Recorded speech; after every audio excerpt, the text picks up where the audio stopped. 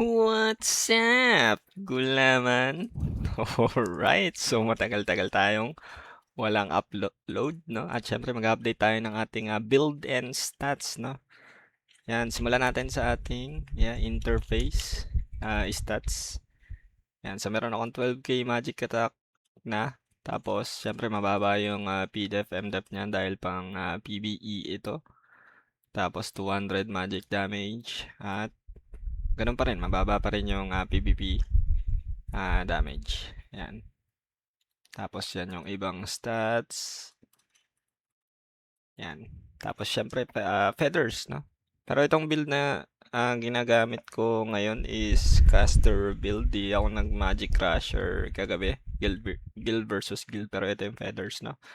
Meron ako isang tier 20 dyan. Tapos yung next ay tier 19. Diba pa tier 20 na rin yan. Kulang na lang ng isa. Tapos yung iba tier 15. Yan, tier 15 yung tatlo. Yan, tapos sa defense, no, nakaganyan lang ako ngayon, setup. Ito yung ginagamit ko na feather setup for PvP and PvE, no. Bakit tayo nakaganitong setup? Kasi may mga contents ngayon na need mo ng mataas na ignore MDEF. Yan. Kaya nakaganyan ang ating setup. Pero goods naman siya sa guild versus guild. Kaya nga lang, no, pagka ginamit mo tong feathers na to sa dimension drill, ay magkakaproblema ka. Pero okay lang naman, no, kasi, di ba, focus tayo sa guild league. Kasi yung Tears Cup ay guild league, hindi naman na dimension drill. No? Kaya yung build natin dapat ngayon ay pang guild league na, no? Wala na tayong pakialam dyan sa dimension drill kasi madali lang naman makuha yung ano niyan, yung mga rewards. Yan, nag-rank down ako eh. Diamond na to eh kasi nagsosolo ako ng mga nakaraan. Pero yung ranking namin is umabot na kami ng ano, top 10 sa server. Yun nga lang nawala kasi hindi kami nakakapaglaro eh, yung team namin. Yan. Tapos guild stats, no? Kasi ito yung laging tinatanong, no? Hindi ko masyadong na-share sa videos natin. Yan. So guild stats, no? Kaya lang itong mga guild kasi na ito is ano pa lang, no? Local guild pa to kaya hindi ko pa alam kung okay tong build na ito or stats, no? Pero dito nasa subfield ako ngayon eh. Yan. So 43 kills at 7 deaths, no? Medyo madami yung deaths ko diyan. Normally pag naka defense feather or nakapag-ayos ako ng build is ito yung stats, no? Yan, meron lang 1 death kaya lang mababa yung kills. Yan, or dahil makunat yung mga kalaban namin dito. Yan. Pero syempre, 'di ba? Nakapang 2-1 ako eh. Balik natin sa ano, pang PVP. Lagay muna natin sa pang PVP.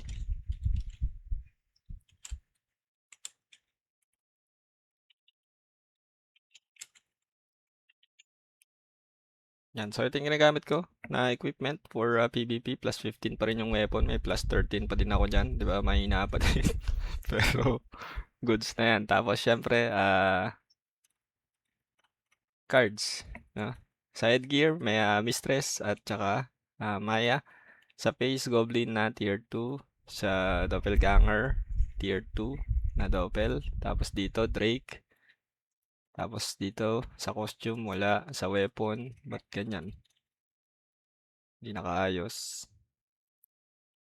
Ay, hindi. Ibang weapon pala yun. Ito pala, dalawang Hydra. Tapos dalawang Tara. 'Di ba? Tapos dito, Cornotus. Pwedeng creamy, 'di ba? Kung anong trip mo. Tapos, yan. Tapos dalawang ML para mabilis kang gumalaw. So yung ginamit kong weapon kahapon, no, is yung Ember. Tinest ko siya kung okay siya. Tapos meron akong card na Magnum Break or Marine Spear, 'di ba? So ano ba siya ginagamit? So halos sabay lang naman yung cooldown at saka yung duration ng ah Tetra Vortex at saka yung Magnum Break. So, Magnum Break, Tetra, tapos, ayun na, paulanan mo na ng Meteor. Di ba? Durug ang support dyan. Yak, kumbaga. Tapos yan lang yung Magic Attack, 10k, walang buffs ito. Tapos 4-5 lang yung PDEF, di ba? Tapos yung, ay teka lang, medyo mali pala yung stats, no? Yung stats ko kagabi is naka full ignore defense, di ba? Naka level 150. Yan. So itong stats na to, okay din siya for ano, for, tama, dito pala yan. For TON, for Juperos, kasi sa yung bagong Juperos ngayon, 'di ba? Kailangan mo ng mataas na ano, ignore MDEF, 'di ba? Kung gusto mong makapag ano, kaya lang wala kami sa rank eh, hindi pa nakapagpa-rank. Naghahanap pa ako ng wala, hindi makita yung damage ng members. Pero yan, 'di ba? Natapos na namin yung speedrun. Kailangan mo lang diyan ng mataas na ignore MDEF para ma-clear mo ng mas mabilis. Tapos syempre, yun nga, yung ignore MDEF ko is, teka lang, ba't mali yung stats ko? So ito yung stats ko, no? Vitality 99, int 59, 70 dex, no? Para lang ma-reach yung fixed cast time na 60% at variable cast time. Tapos 205 magic damage. Yan, global CD. 'Di ba? Kung meron kang plus 16 na weapon, mas okay yun eh. Tapos yung ignore MDEF ko ay 898. Yan. Tapos yung enchant, 'di ba? Kaya yan mataas, 'di ba? Dahil naka-ignore MDEF ako na enchant. So, ito yung reason kung bakit kailangan nyo mag-save ng mga stats kahit hindi nyo kailangan, 'di ba? Dati naka-superior magic attack yan, pero ngayon, 'di ba? Sa stats ko ngayon, mas okay yung ignore MDEF. Mas mataas yung damage ko compared sa magic attack. Pero previously, sa dati kong build, mas mataas itong damage nito. Pero ngayon, yan, ignore MDEF muna tayo. Tapos dito syempre, importante, resilience, no? Dapat may resilience ka. Lahat ng class dapat naka-resilience. Tapos dito rin, di ba? Resilience 6. Sa armor, vitality, di ba? Tapos sa shield, anti-P damage para hindi tayo ma-burst nung Doram. Medyo masakit yung Doram eh. Yan, dalawang anti-P damage. Tapos dito, isang anti-magic damage. Yan. Tapos magic boon. 7 pa lang ako, no? Puro 7. Tatlong 7. Tapos yung costume ay ano pala, backwear. Ignore MDEF. Tapos sa costume ay dito lang ako naka-magic attack. Yan. Ganyan yung stats nyo dapat para masaya kayo sa ano sa Guild League. Yan. Actually, no, kung mas magaling kayong mag-dodge or pumwesto, 'di ba? Mas magkakaroon kayo ng lesser death. Pwede kayo mag two hand sa ano, sa guild versus guild. 'Di ba? Mas okay 'yun. Tapos ang gagamitin yung weapon is yung Gemini, you know? Solid tong weapon na to. Yan. Pero ayan, naka-ano ko eh, Ember.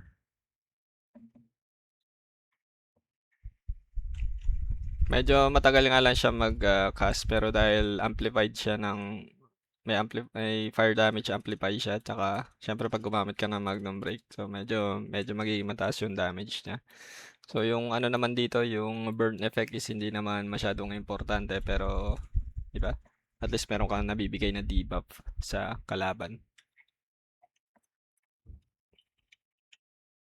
Tapos medals mo, syempre healthy balance lang, pero max mo yung attack at saka yung magic damage. Tapos balance mo na yung apat. 'Di ba? Bahala ka na diyan kung paano mo siya i-balance, kung ano yung kulang sa stats mo. Yan, tapos pakita. Sa defense, sa PDEF no, siguro 4.9 para sa or 5k kung kaya mo 5k. Minimum 5k na PDEF, okay na 'yun, goods na 'yun. O ba't bumaba? Hindi, nag-proc pala yung ano, yung PDF MDEP. Yan. So, yan. Ganun. Goods na yun, PDF na ganyan. 5K. Hindi ka na, kumbaga, makakapag-react ka na kung tatamaan ka man ng skill. Diba? Yun din kasi yung problema ko nung nagpataas ako ng PDF na umabot ng 5-7. So, napansin ko parang hindi na ako namamatay. Diba? Katulad nung isa kong stats na sa Guildig. Diba? Meron lang tong deaths na isa. Diba? Actually, yung deaths na yan, dapat nga wala yan eh. Dapat 0 yan. Nag-dive lang ako kaya may death yan. Yan. So, nagkakaroon kasi ng rotation sa guild namin for main field at subfield. So, ngayon nasa subfield ako. Diba?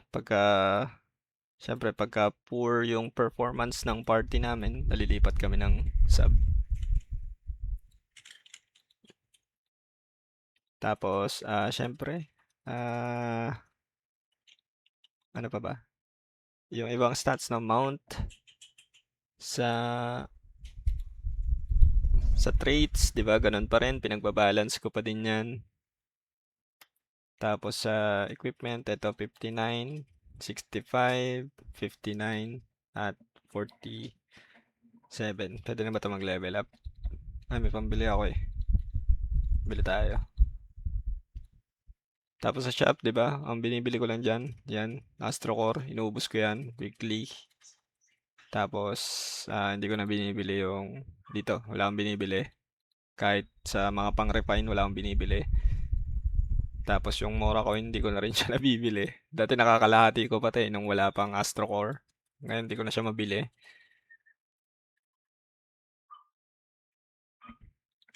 Tapos upgrade natin. Yan. Isa lang yun. Sampitik lang. Para sa 1,000 gold. Yan.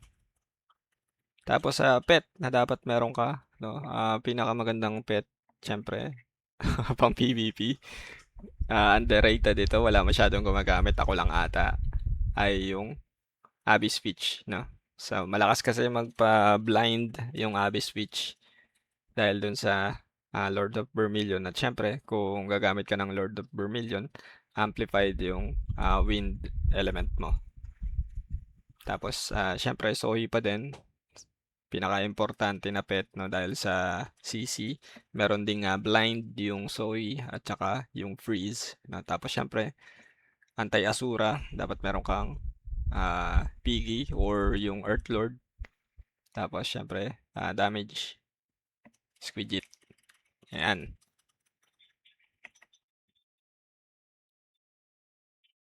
Tapos sa guild skill na pang Ember. Ito yung sa first job. Sa second job. Yan. Diba? Meron yung Lord of Vermilion. Na minsan ginagamit ko rin for PvP. Dahil nga dun sa Abyss Witch na pet. Tapos level 1 Stormgas. Tapos level 10 yung Quagmire. Diba? Pang CC. Tapos yan. Napalm Vulcan. Ikaw na bahala dyan. No? Importante lang naman dyan itong tatlo. Elemental awareness, elemental resistance, tsaka mystical amplification. Yan. Tsaka yung, ayan. Yan, so yun lang muna sa ngayon. No? At kita-kits ulit next video. Bye-bye!